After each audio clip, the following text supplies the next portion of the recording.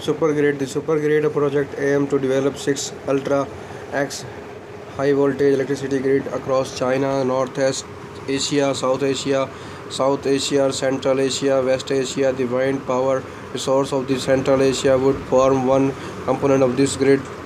Former the Bangladesh, China, India, Myanmar economic corridor, which runs from southern China to Myanmar and was initially officially classified as a closely related to the Belt and Road Initiative. Since the second Belt and Road Initiative in 2019, BCIM has been dropped from the list of the covered project due to the India's refusal to the participate in the Belt and Road Initiative's project achievement. Countries which sign cooperation document related to the Belt and Road Initiative. China has signed a corporational document on the Belt and Road Initiative with the 138 countries and 30 international organizations in terms of the infrastructure construction. China and the countries along the Belt and Road have carried out effective cooperation in ports, railways, highways, power constitution, aviation and telecommunication.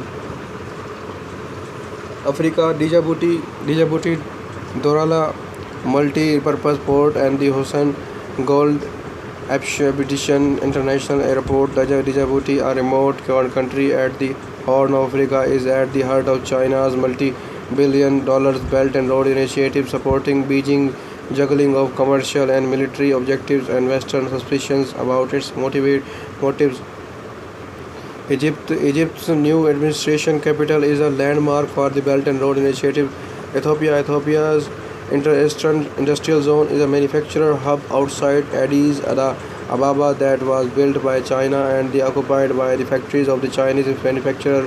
According to the Chinese media and the vice director of the industrial zone, there were 83 companies resident within the zone with which 56 had started production. However, a study in Geoforum noted that the ease has yet to serve as a catalyst for Ethiopia's overall economy development due to the many factors, including poor infrastructure outside the zone, discrepancies between the two development due to the many factors, including poor infrastructures.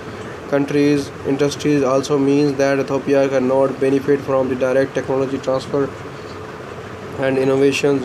From October 2011 to February 2012, Chinese companies were contracted to supersede the country's old Ethio-Djibouti railways by constructing a new electric standard gauge Addis Ababa Djibouti Railways. The new railway line, stretching more than 750 kilometers and traveling at 120 kilometers per hour, shortens the journey time between Addis Ababa and Djibouti from 3 days to about 12 hours. The first freight services began in November 2015 and passenger services followed in October 2016. On China-Ethiopia Corporation on International Affairs, China's Foreign Minister Wang Yi said that China and Ethiopia are both developing countries and both countries are faced with the complicated international environment.